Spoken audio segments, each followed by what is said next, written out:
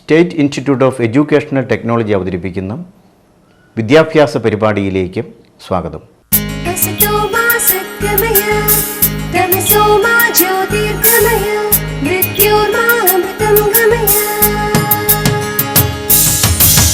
असतो मा सद्गमय तमसो मा ज्योतिर्गमय मृत्युर्मामृतं गमय. असतो मा सद्गमय तमसो मा ज्योतिर्गमय. वन्दे मातरम्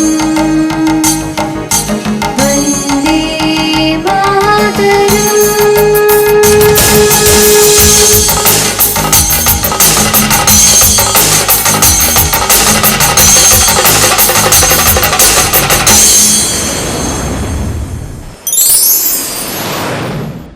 കാലം എന്നെന്നും ഓർമ്മിക്കാൻ ഇഷ്ടപ്പെടുന്ന അപൂർവം മനുഷ്യരിൽ ഒരാളാണ് ചെറുകാട് എന്ന പേരിൽ അറിയപ്പെടുന്ന ശ്രീ ഗോവിന്ദ പിഷാരടി. ഒന്നാം ലോക മഹായുദ്ധം ആരംഭിച്ചു എന്ന വാർത്ത നമ്മുടെ നാട്ടിൽ പ്രചരിച്ചുകൊണ്ടിരുന്ന കാലത്ത്, അതായത് 1914 ഓഗസ്റ്റ് മാസം 26-ാം തീയതിയാണ് ചെറുകാട് ജനിക്കുന്നത്. അച്ഛൻ കീഴേട്ടിൽ പിഷാരത്ത് കരുണാകര പിഷാരടിയും അമ്മ ചെറുകാട് പിഷാരത്ത് നാരായണി പിഷാരസ്യാരുമായിരുന്നു. മലബാറിന്റെ ഉള്ളറകളായ വള്ളുവനാടൻ ഗ്രാമങ്ങളിലൊന്നായ പുലാമന്തോൾ വില്ലേജിലെ ചെമ്മല ദേശത്ത് അന്നത്തെ അമ്പലവാസികളിൽ പൊതുവെ നിലനിന്നിരുന്ന മരുമക്കത്തായ സമ്പ്രദായപ്രകാരം കുഞ്ഞുനാളിൽ ചെറുകാട് വളർന്നത് അമ്മ വീട്ടിലായിരുന്നു. മരുമക്കത്തായ സമ്പ്രദായപ്രകാരം അമ്മാവനാണ് സ്വന്തം അച്ഛനേക്കാൾ കൂടുതൽ പ്രാധാന്യം. എന്നിരുന്നാലും ചെറുകാടും സ്വന്തം അച്ഛനും തമ്മിൽ ഭൗതികമായി നിലനിന്നിരുന്ന ബന്ധങ്ങൾക്കതീതമായൊരു ആത്മബന്ധം അഥവാ കലാപരമായ ബന്ധം ഉണ്ടായിരുന്നതായി വ്യക്തമായി. അച്ഛന്റെ ഗ്രാമമായ കുറുവട്ടൂരിലെ സ്കൂളിൽ ചേർന്നതും പുരാണ കഥാഭാഗങ്ങൾ മകന് സുലളിതമായി മനസ്സിലാക്കുവാൻ അഭിനയിച്ചു കാണിക്കാറുള്ളതും മകൻ അതീവ താൽപ്പര്യത്തോടെ അച്ഛന്റെ മാറിൽ പറ്റിക്കിടന്നുകൊണ്ട് സാഹിത്യകലയുടെ സ്പന്ദനങ്ങൾ ഉൾക്കൊണ്ടിരുന്നതും ചെറുകാട് തന്റെ ആത്മകഥയായ ജീവിതപാതയിൽ അനുസ്മരിക്കുന്നു. ചെറുകാടിന്റെ ബാല്യകാലത്തെ യഥാതഥ ദൃശ്യങ്ങളൊന്നും ഇന്നില്ല. അന്ന് ഫോട്ടോഗ്രാഫി ലോകത്ത് പ്രചരിച്ചിരുന്നുവെങ്കിലും അന്നത്തെ ഗ്രാമീണ ജീവിതം രേഖപ്പെടുത്തി വെക്കണമെന്ന് ആരും ആഗ്രഹിച്ചിരുന്നതുമില്ല. ചെറുകാടിന്റെ ശാരത്ത് നിന്നും 2-3 കിലോമീറ്റർ ചുറ്റളവിലായിരുന്നു മഹാനായ EMSന്റെയും നവോത്ഥാന നായകന്മാരായ പള്ളത്തിന്റെയും ആര്യ പള്ളത്തിന്റെയും ഒക്കെ വീടുകൾ. ചെറുകാടിന്റെ ബാല്യവും വിദ്യാഭ്യാസ കാലഘട്ടവും എല്ലാം നടന്നത് ഈ ഗ്രാമീണ പശ്ചാത്തലത്തിലാണ്. അദ്ദേഹത്തിന്റെ വിദ്യാഭ്യാസ കാലഘട്ടത്തിന് ഇന്നത്തെ പോലെ വ്യക്തമായ ഒരു നൈരന്തര്യം ഒന്നും തന്നെ ഉണ്ടായിരുന്നില്ല. അന്ന് മരുമക്കത്തായ തറവാട്ടിലെ കാരണവന്മാർ അനന്തരവന്മാരുടെ വിദ്യാഭ്യാസത്തോടും പ്രവർത്തന മേഖലയോടും പ്രകടിപ്പിക്കാറുള്ള വിമുഖതയും അനാസ്ഥയും സ്വതവേ അമ്പലവാസിയായി ജനിക്കേണ്ടി വന്ന ചെറുകാടിന്റെ വിദ്യാഭ്യാസത്തിനെയും ബാധിച്ചിരുന്നു. എങ്കിലും ഇഷ്ടക്കേടുകളെ അതിജീവിച്ചുകൊണ്ട് കിട്ടാവുന്നത്ര അറിവും ജീവിതപരിചയവും ഉൾക്കൊള്ളാൻ ചെറുകാടിന് കഴിഞ്ഞു. ചെറുകാടിന്റെ തറവാടിനടുത്ത് പരുത്തിയിൽ ഒരു നായർ പ്രമാണിയുടെ വീട്ടിൽ ഗോപാലൻ എഴുത്തച്ഛൻ എന്ന ഒരു ഗുരുനാഥൻ നടത്തിവന്ന കുടിപ്പള്ളിക്കൂടത്തിൽ നിന്നാണ് ചെറുകാടിന്റെ വിദ്യാഭ്യാസം ആരംഭിക്കുന്നത്. പിതൃഗ്രഹത്തിനടുത്ത് വല്ലപ്പുഴയിലും ഏലംകുളത്തും വാളാഞ്ചേരിയിലും മാറി മാറി പഠിച്ച് അവസാനം പെരിന്തൽമണ്ണ ഹൈസ്കൂളിൽ നിന്ന് 5ാം തരം പാസ്സായി. EMS നമ്പൂതിരിപ്പാടുമായുള്ള സൗഹൃദം ആരംഭിക്കുന്നത് അക്കാലത്താണ്. കുറച്ചുകാലം വീടിനടുത്ത് ചെമ്മലാശ്ശേരിയിൽ ആലി മുസ്ലിയാർ എന്നൊരാൾ നടത്തിയിരുന്ന സ്കൂളിൽ അധ്യാപകനായി ജോലി നോക്കി. പിന്നീട് ശ്രീ പാവുട്ടി എഴുത്തച്ഛൻ എന്ന ഒരു കോൺഗ്രസുകാരൻ നടത്തിപ്പോന്ന വിദ്യാഭിവർദ്ധിനി സംസ്കൃത സ്കൂളിൽ ചേർന്ന് പഠിച്ചു. അഷ്ടവൈദ്യന്മാരിൽ ഒരാളായ പുലാമന്തോൾ മൂസിന്റെ ഇല്ലത്ത് താമസിച്ച് വൈദ്യവും സംസ്കൃതത്തിൽ കുറച്ചുകൂടി വിപുലമായ വിദ്യാഭ്യാസവും സമ്പാദിച്ചു.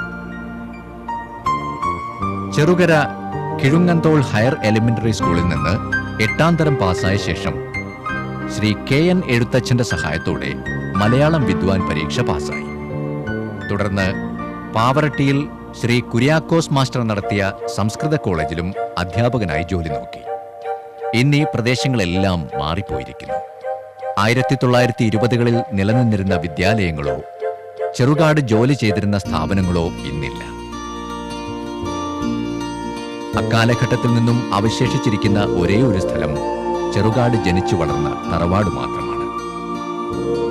വിദ്യാഭ്യാസത്തോടൊപ്പം ചെറു സംഘങ്ങളായി ചേർന്നുള്ള സാമൂഹ്യ പ്രവർത്തനങ്ങളും രാഷ്ട്രീയ പ്രവർത്തനങ്ങളും സംഘടനാ പ്രവർത്തനങ്ങളും അന്ന് ചെറുകാടിനുണ്ടായിരുന്നു. ചെറുകാടിന്റെ ഏറ്റവും അടുത്ത സുഹൃത്തും സഹോദരനുമായ ശ്രീ രാഘവ പിഷാരുടിയുടെ ഭാര്യ ഇന്ന് ജീവിച്ചിരിപ്പുണ്ട്. അക്കാലഘട്ടത്തെക്കുറിച്ച് അവർ ഓർമ്മിക്കുന്നത് ഇപ്രകാരമാണ്. അന്ന് ചെറുകാടിൻ്റെ അവിടെ ഞങ്ങളെ, എൻ്റെ വീട്ടുകാരെ എല്ലാവരും ജാതി കൂട്ടിയിരുന്നില്ല. ഞങ്ങളെ ഒരു വിശേഷത്തിനും ഒരു വീട്ടിലേക്കും ക്ഷണിക്കില്ല. പണ്ടത്തെ ആൾക്കാർക്ക് വേറൊരു ഗുണമുണ്ടായിരുന്നു. വിദ്യാഭ്യാസം, സ്കൂളിൽ പോയിട്ട് വിദ്യാഭ്യാസം ഉണ്ടോ എന്നുള്ളതല്ല ചോദ്യം. അവർ സ്വയമായിട്ട് എത്ര വിദ്യാഭ്യാസം കിട്ടിയവരെക്കാട്ടിലും നന്നായിട്ട് സ്വയം പഠിച്ച് അത് കൈകാര്യം ചെയ്യാൻ കഴിഞ്ഞിരുന്നു എന്നുള്ളത്. പെങ്ങളിപ്പോൾ ഈ പറയും പോലെ ഞാൻ വായിക്കുന്നതിനേക്കാട്ടിലും ഒരുപാട് പുസ്തകങ്ങൾ വായിച്ചിട്ടുണ്ട്. ആർപ്പിയുടെ പെങ്ങൾ 400 അതിലുണ്ടല്ലോ. രാവിലെ രാത്രിയൊക്കെ കഴിഞ്ഞ് ഒരു ചിമ്മിനി വിളക്ക് കൊത്തിച്ച് വെച്ചാണ് വായിക്കാതിരുന്നാൽ വെളിച്ചാകുമ്പോൾ കുളിക്കാനാണ് എണീറ്റ് പോവുക. അത്രയും വായനയായിരുന്നു. പള്ളത്ത് കൃഷ്ണൻ നമ്പൂരി അല്ലെങ്കിൽ ആര്യപള്ളം എന്ന് പറഞ്ഞിട്ടുണ്ടെങ്കിൽ അവിടെ പാർട്ടിയുടെ ഒരു ഗുരുകുലം തന്നെയായിരുന്നു. അത് പാർട്ടിയുടെ മാത്രമല്ല, പാവപ്പെട്ടവർക്ക് എല്ലാവർക്കും ഒരു ഗുരുകുല സമാജം പോലെ തന്നെയായിരുന്നു പള്ളത്ത്. കുറേ കൃഷിയുണ്ട് ഈ പള്ളത്ത്. മുമ്പുണ്ട്, ഇപ്പോൾ പിന്നെ വേറൊരു വിധത്തിലാണെന്ന് മാത്രം. എല്ലാവർക്കും ഉള്ള കഞ്ഞി എത്ര ആൾ ചെന്നാലും അവർക്കൊക്കെ ഒരേപോലെ. വിഭവങ്ങളൊന്നുമില്ല. അന്ന് മുതൽക്ക് ഈ വസൂരി ചികിത്സയ്ക്ക് പ്രാധാന്യം കൊടുത്തിട്ട് അതിനുള്ള മരുന്നും ഒക്കെ എവിടെ ഉണ്ടെങ്കിലും പോകും. ചികിത്സിക്കും, മരുന്ന് കൊടുക്കും, ഭേദാക്കും, കുളിപ്പിച്ച് എല്ലാം കഴിഞ്ഞേ പോരുള്ളൂ. അങ്ങനെ സ്വാതന്ത്ര്യ സമരത്തിന്റെ അലകൾ ബ്രിട്ടീഷ് ഭരണവർഗത്തെ മറികടന്നുകൊണ്ട് പുലാമന്തോൾ ഗ്രാമങ്ങളിൽ വിപ്ലവാത്മകമായ അന്തരീക്ഷമുണ്ടാക്കി. Shri EMS Namboodiripad, EP Gopalan, MP Bhattathiripad, TP Gopalan, CK master, C Ramankutty Nair, R Raghava Pisharody എന്നിവരോടൊപ്പം ചെറുകാടും കോൺഗ്രസ് പ്രസ്ഥാനത്തിൽ ചേർന്ന് പ്രവർത്തിക്കാൻ തുടങ്ങിയിരുന്ന കാലം. അക്കാലത്താണ് ചെറുകാട് വിക്ടർ ഹ്യൂഗോയുടെ പാവങ്ങൾ വായിക്കാനിടയായത്. സ്വന്തം ആത്മകഥയായ ജീവിതപാത എന്ന പുസ്തകത്തിൽ ചെറുകാട് എഴുതി, ഒരു പുതിയ വെളിച്ചം തലച്ചോറിൽ തിളങ്ങുന്നത് പോലെ എനിക്ക് തോന്നി. പാവങ്ങൾ എന്ന നോവലിലെ കഥാപാത്രങ്ങളായ രാങ് വാൽ രാങ്, ഫാൻറ്റീൻ, നാനാർട്ടിയർ, രാവേർ തുടങ്ങിയ കഥാപാത്രങ്ങൾ ഇടയ്ക്കിടെ കയറി വന്ന് എൻ്റെ കരളിൽ മുട്ടിത്തുറന്ന് അകത്ത് കടന്നിരിക്കുന്ന അനുഭവം എനിക്കുണ്ടായി. ഒരു അജ്ഞാത തേജസ്സിനെ കണ്ടെത്തിയ DLA മെത്രാൻ എൻ്റെ കരളിലെ വികാരങ്ങളുടെ നടുവിൽ കയറിയിരുന്നു.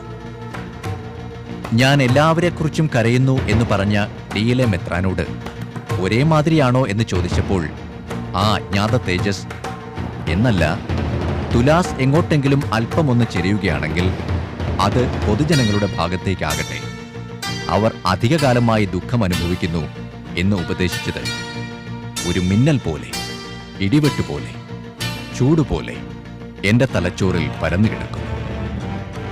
കഷ്ടപ്പെടുന്നവരോട് കണ്ണുനീർ വാർക്കാൻ പറയുന്ന അജ്ഞാത തേജസ് മെത്രാന്റെ മനസാക്ഷി തന്നെയാണ്.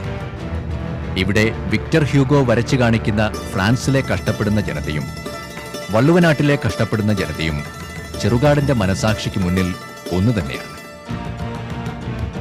അദ്ദേഹം പറഞ്ഞു, ഞാൻ വള്ളുവനാട്ടുകാരനാണ്. വള്ളുവനാട്ടിലെ കഷ്ടപ്പെടുന്നവരുടെ ജീവിതാഖ്യാനമാണ് എൻ്റെ കൃതികൾ. പുതുമയ്ക്കു വേണ്ടി പരക്കം പായുന്നതിനു പകരം സ്വന്തം ചുറ്റുപാടിനെ അനുഭവിക്കുക, ആ അനുഭവം ആവിഷ്കരിക്കുക. ഇതാണ് സ്വന്തം വീട്ടുമുറ്റത്തെ മുരിങ്ങമരത്തിന്റെ ചുവട്ടിലിരുന്ന് മാത്രമേ എനിക്ക് നക്ഷത്രം കാണാൻ സാധിക്കൂ എന്ന് ചെറുകാട് പറഞ്ഞതിൻ്റെ പൊരുൾ. അന്നുണ്ടായിരുന്ന മുരിങ്ങമരം ഇന്നില്ല. അതിൻ്റെ സ്ഥാനത്ത് ഒരു ഓർമ്മ പോലെ വളർന്നുകൊണ്ടിരിക്കുന്ന മറ്റൊരു മുരിങ്ങ തൈ കാണാം. പാവറട്ടി സംസ്കൃത കോളേജിൽ അധ്യാപകനായി ജോലി ചെയ്തുകൊണ്ടിരുന്നപ്പോഴാണ് ചെറുകാട് ചാവക്കാട് ഫർക്കയിൽ ഒളിഞ്ഞും തെളിഞ്ഞും പാർട്ടി സംഘടിപ്പിക്കുന്ന ഒരു മുഴുവൻ സമയ കമ്മ്യൂണിസ്റ്റ് പ്രവർത്തകനായി മാറിയത്. അതുകൊണ്ട് തന്നെ ആ ജോലി തുടരാനും കഴിഞ്ഞില്ല. 1942 ഡിസംബറിൽ അദ്ദേഹം ജോലി രാജിവെക്കുകയും തുടർന്ന് സഖാവ് MP പട്ടതിരിപ്പാടിനെ പോലുള്ളവരോട് ചേർന്ന് കമ്മ്യൂണിസ്റ്റ് പാർട്ടിക്ക് വേണ്ടി കലാമേളകൾ സംഘടിപ്പിക്കുന്നതിന് മുൻകൈയെടുക്കുവാനും തുടങ്ങി. 1943 ഫെബ്രുവരിയിൽ വീണ്ടും നാട്ടിൽ തിരിച്ചെത്തി. പുലാമന്തോൾ ഹയർ എലിമെന്ററി സ്കൂളിൽ അധ്യാപകനായി ജോലിയിൽ പ്രവേശിച്ചു. 1948 ജൂണിൽ അതേ സ്കൂളിൽ അധ്യാപകനായിരിക്കവെയാണ് മക്കരപ്പറമ്പ് ജാഥ കേസിനോടനുബന്ധിച്ച് അറസ്റ്റ് ചെയ്യപ്പെടുന്നത്. 1948 ജൂണിൽ അറസ്റ്റ് ചെയ്യപ്പെട്ട അദ്ദേഹം 1951 പുറത്തുവരികയും എറണാകുളം നവലോകത്തിലും കോഴിക്കോട് ദേശാഭിമാനിയിലും സേവനമനുഷ്ഠിക്കുകയും ചെയ്തു. ചെറുകാടിന്റെ സുപ്രസിദ്ധ ആത്മകഥയായ ജീവിതപാത എന്ന പുസ്തകം അവസാനിക്കുന്നത് ഇവിടെയാണ്. ജീവിതപാതയെക്കുറിച്ച് MT വാസുദേവൻ നായർ ഓർമ്മിക്കുന്നത് ഇപ്രകാരമാണ്: ചെറുകാടിന്റെ ആത്മകഥ എന്നെ ഏറ്റവും ആകർഷിച്ച പുസ്തകങ്ങളിലൊന്നാണ്. ലാളിത്യത്തിന്റെ ചാരുതയും ആത്മാർത്ഥതയുടെ തിളക്കവും ഒന്നുചേർന്ന ഈ കൃതി മലയാളത്തിലെ എന്നല്ല, മറ്റു ഭാഷകളിൽ കൂടി ഞാൻ വായിച്ച ആത്മകഥകളിൽ മുന്നിട്ട് നിൽക്കുന്നു. ഹൃദയദ്രവീകരണ ശക്തിയുടെ കാര്യത്തിൽ അതിനോട് താരതമ്യപ്പെടുത്താവുന്ന ഒരു കൃതി ചാർലി ചാപ്ലിന്റെ ആത്മകഥ മാത്രമാണ്. ജീവിതത്തിന്റെ ഒരു നിർണായക ഘട്ടത്തിൽ വെച്ച് ആത്മകഥ അവസാനിക്കുന്നു. പോലീസിൽ കീഴടങ്ങുന്ന ആ രംഗം നാടകീയത പൂർണ്ണമായും ഒഴിവാക്കി എഴുതപ്പെട്ടതാണ്. സ്വന്തം ജീവിതത്തിന്റെ ഒരു സന്ധ്യയിൽ വെച്ച് അദ്ദേഹം കഥ അവസാനിപ്പിക്കുന്നത് ഇങ്ങനെയാണ്: മാന്യനായ എന്നെ പോലീസ് അടിക്കുകയുണ്ടാവില്ലെന്നാണ് ഞാൻ വിചാരിച്ചത്. ആദ്യത്തെ അടി എന്റെ അഭിമാനത്തിന്റെ പടത്തിന്മേൽ വന്നു വീണപ്പോൾ തന്നെ ഞാൻ ശരാശരി മനുഷ്യനായി. ബൂട്ടിട്ട കാലുകൊണ്ട് പുറത്ത് ഒരു ചവിട്ടുകൂടി കിട്ടിയപ്പോൾ എന്റെ ശരീരം പോലീസ് ജീപ്പിനുള്ളിലായി.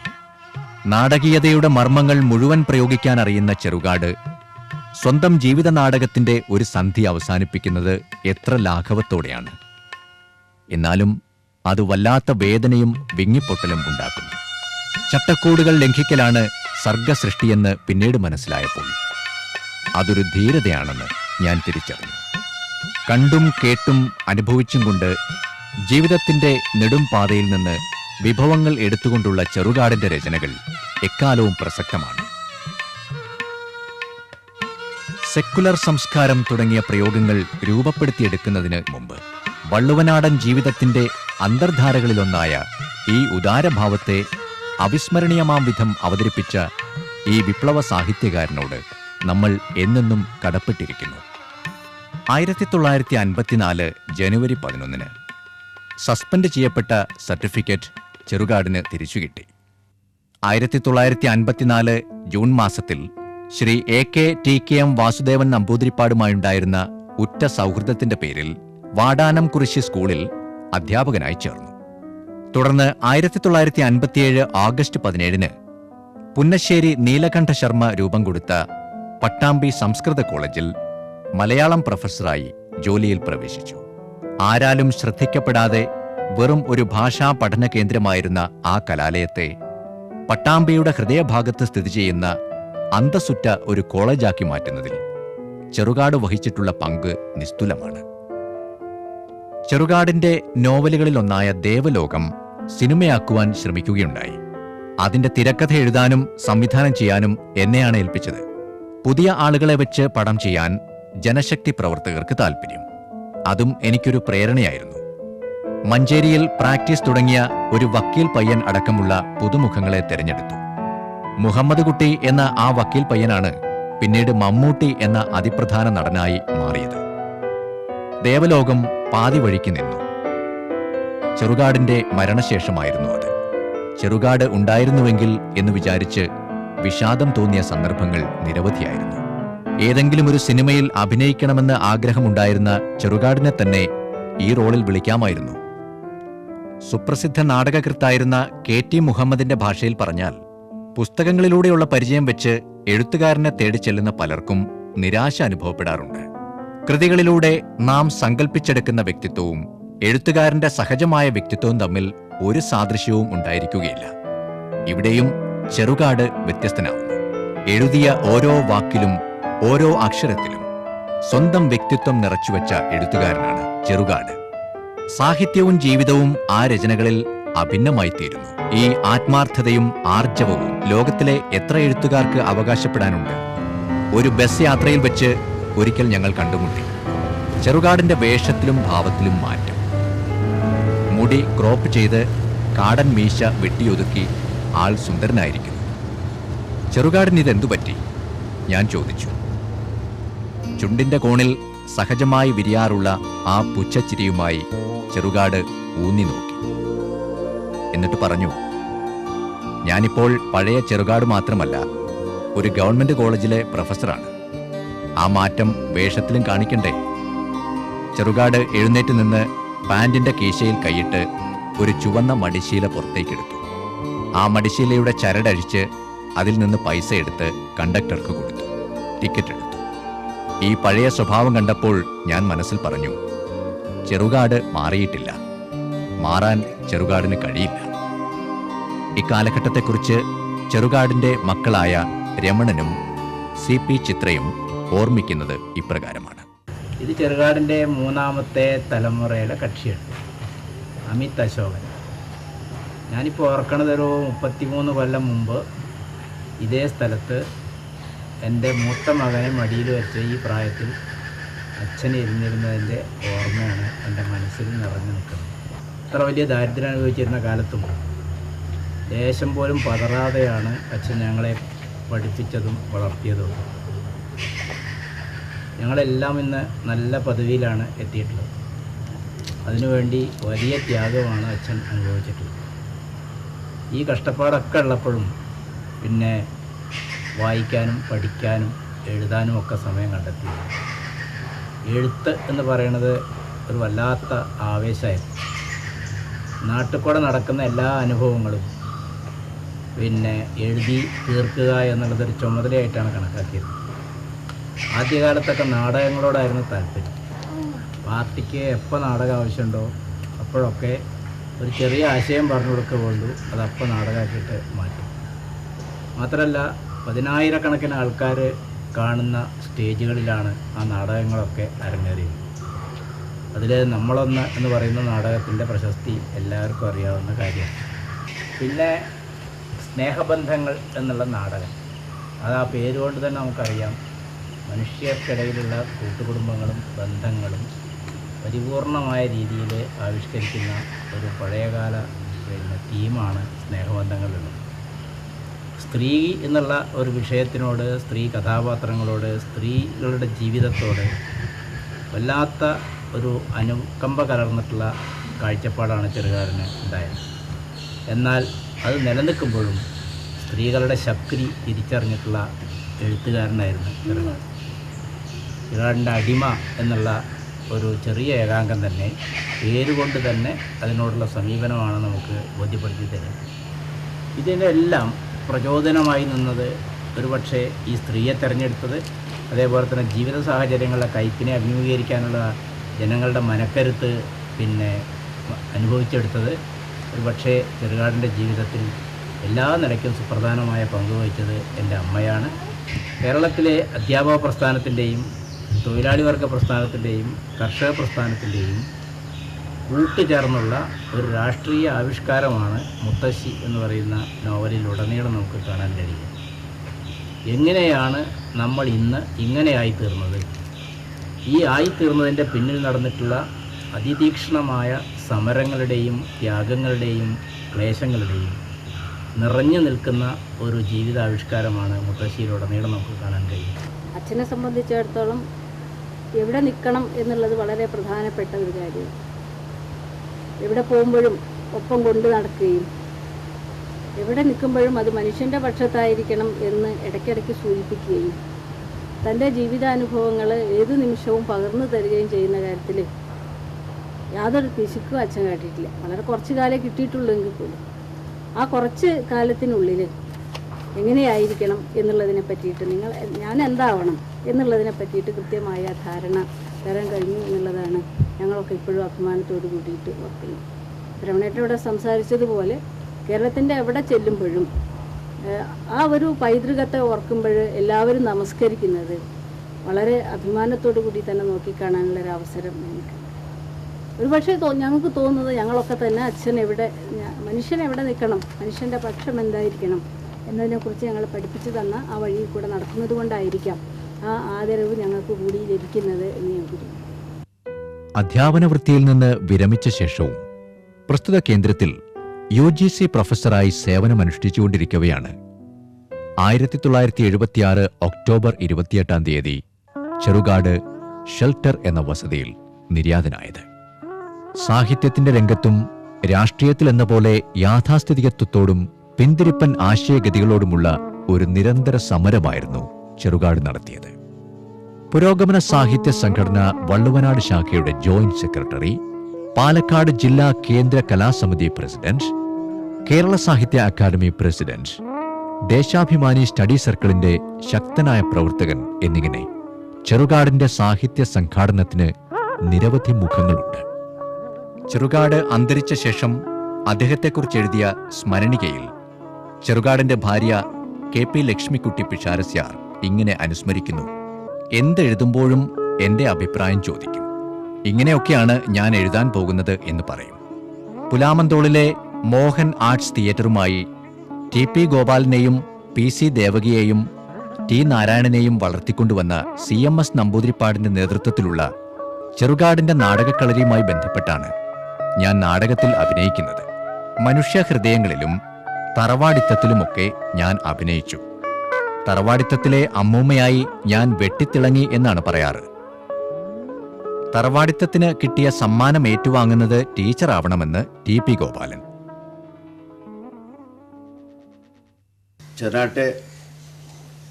ചെറുകാട് മാസ്റ്റർ എൻ്റെ കുടുംബത്തിൻ്റെ സുഹൃത്തും എൻ്റെ ഗുരുനാഥനുമാണ്. പുലാമന്തോൾ UP സ്കൂളിലെ അധ്യാപകനായിരുന്നു. 6ാം ക്ലാസ്സിലാണ് എൻ്റെ ഓർമ്മ ശരിയാണെങ്കിൽ എന്നെ പഠിപ്പിച്ചത്. അദ്ദേഹത്തിൻ്റെ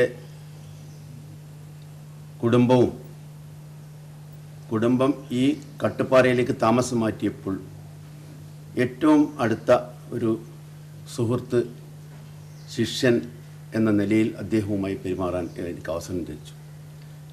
പ്രത്യേകിച്ച് പറയാനുള്ള ഒരു സംഭവം, മതനിരപേക്ഷമായ ജീവിതത്തിന് ഉദാത്തമായ മാതൃകയാണ് ശ്രീമാൻ ചെറുകാട് മാസ്റ്റർ സംഭാവന ചെയ്തത്. ചെറുകാടിന്റെ സഞ്ചിയെക്കുറിച്ച് തായാട്ട് ശങ്കരൻ ഓർക്കുന്നത് ഇപ്രകാരമാണ്: ആ ചുവന്ന തുണിസഞ്ചി അദ്ദേഹത്തിന്റെ ശരീരത്തിലെ ഒരവയവമായി തീർന്നിരുന്നു. അതിൽ യാത്രയുടെ തരം പോലെ വെറ്റിലച്ചെല്ലം, പൊടിയരി, ഉപ്പിലിട്ടത്, ജീരകവെള്ളം തുടങ്ങി ഒരു കൊച്ചടുക്കള തന്നെ ഉണ്ടായെന്നു വരും. ഈ ഭാണ്ഡവും പേറി ചെറുകാട് ഉത്തര കേരളത്തിലെ നിരത്തില്ലാത്ത കുഗ്രാമങ്ങൾ തുടങ്ങി ഉത്തരേന്ത്യയിലെ വൻകിട നഗരങ്ങൾ വരെ ചുറ്റി അലഞ്ഞിട്ടുണ്ട്. ഒരു സ്വീകരണ ചടങ്ങിന്റെ ഓർമ്മയിൽ നിന്ന് ചെറുകാടിന്റെ അപൂർവ വ്യക്തിത്വത്തെക്കുറിച്ചും വകതിരിവിനെക്കുറിച്ചും P. കുഞ്ഞിരാമൻ നായർ ഇപ്രകാരം അനുസ്മരിക്കുന്നു: ഒന്ന് ഓർമ്മയുണ്ട്, വിറയ്ക്കുന്ന കയ്യിൽ ചുരുട്ടിപ്പിടിച്ച നെല്ലോല, പുന്നൽ കതിർക്കുല. നിറഞ്ഞ സദസ്സിൽ വെച്ച് കയ്യടി ഘോഷത്തിനിടയിൽ ചെറുകാട് എനിക്ക് സമ്മാനിച്ചു. വള്ളുവനാടൻ വയലിലെ പുലാമന്തോൾ പുഴക്കരയിലെ പുന്നൽ കതിർക്കുല കോരിത്തരിച്ചു. വിറയ്ക്കുന്ന ഇരുകൈകൾ നീട്ടി ആ പൊൻകതിർക്കുല ചെറുകാടിൽ നിന്ന് തലകുനിച്ചു വാങ്ങി. തന്റെ ഇടം വീണ്ടു കിട്ടിയ മനസ്സ് പറഞ്ഞു: അമ്പട ചെറുകാടേ, താനാണ് കവി, താനാണ് കലാരസികൻ. പലരും നോട്ടുകെട്ട് തന്നു, സ്വർണമാല തന്നു, കസവുമാല തന്നു, കതിർക്കുല അത് താൻ തന്നു, താൻ മാത്രം. ചെറുകാടിന്റെ ജീവിതത്തിന്റെ തുടർച്ചയെന്നോണം നിലകൊള്ളുന്ന 3 സ്ഥാപനങ്ങളാണ് പട്ടാമ്പിയിലെ സംസ്കൃത കോളേജും പെരിന്തൽമണ്ണയിലെ ചെറുകാട് സ്മാരകത്തിൽ പ്രവർത്തിക്കുന്ന ശക്തി പബ്ലിക്കേഷനും പുലാമന്തോളിനടുത്ത് കൊപ്പത്തുള്ള ആതുര സേവാ മന്ദിരവും. പെരിന്തൽമണ്ണയിലെ ചെറുകാട് സ്മാരകത്തിൽ ചെറുകാടിന്റെ കണ്ണടയും തടിയൻ പേനയും മുറുക്കാഞ്ചെല്ലവും നിർവചിക്കാനാവാതെ കടന്നുപോയ ആ കാലഘട്ടത്തിന്റെ സാക്ഷ്യപത്രങ്ങളായി നിലകൊള്ളുന്നു. നവോത്ഥാന കാലഘട്ടത്തിലെ അനശ്വര നക്ഷത്രങ്ങളായ പള്ളത്ത് കൃഷ്ണൻ നമ്പൂതിരിയുടെയും ആര്യ പള്ളത്തിന്റെയും കൂടെ പ്രവർത്തിച്ചിരുന്ന ചെറുകാടിന്റെ ഒരു കാലഘട്ടത്തിന്റെ ഓർമ്മയ്ക്കായി പ്രവർത്തിച്ചു വരുന്ന ഈ സ്ഥാപനത്തിലെ മുരളിയേടത്തി, കൃഷ്ണൻ നമ്പൂതിരി എന്നിവർ പറയുന്നത് ശ്രദ്ധിക്കുക. ചെറുകാടിനെ ഞാൻ വളരെ ചെറുപ്പം മുതൽക്ക് തന്നെ അറിയും. ഈ പാർട്ടി ഇങ്ങനെയൊക്കെയുള്ള നാടകം അങ്ങനെയൊക്കെയുള്ള കാര്യങ്ങളൊക്കെ ആയിട്ട് തന്നെയാണ് അന്ന് അറിയുക. അച്ഛൻ അത് പാർട്ടിയിൽ അച്ഛൻ പ്രവർത്തിച്ചിരുന്നതുകൊണ്ട് അങ്ങനെ പലപ്പോഴും അവിടെ പള്ളത്ത് വരാറുണ്ട്. ചെറുകാടിൻ്റെ നാടകങ്ങൾ പലതും അച്ഛൻ ഡയറക്റ്റ് ചെയ്തിട്ടുണ്ട്. അച്ഛനും അമ്മയും എൻ്റെ അനുജത്തി എഴുത്തിയൊക്കെ അതിൽ അഭിനയിച്ചിട്ടുണ്ട് ആ കാലത്ത് തന്നെ. അന്നൊക്കെ സ്ത്രീകൾ അഭിനയിക്കുക വളരെ കുറവാണ്, അങ്ങനെ സാധാരണ പതിവില്ല.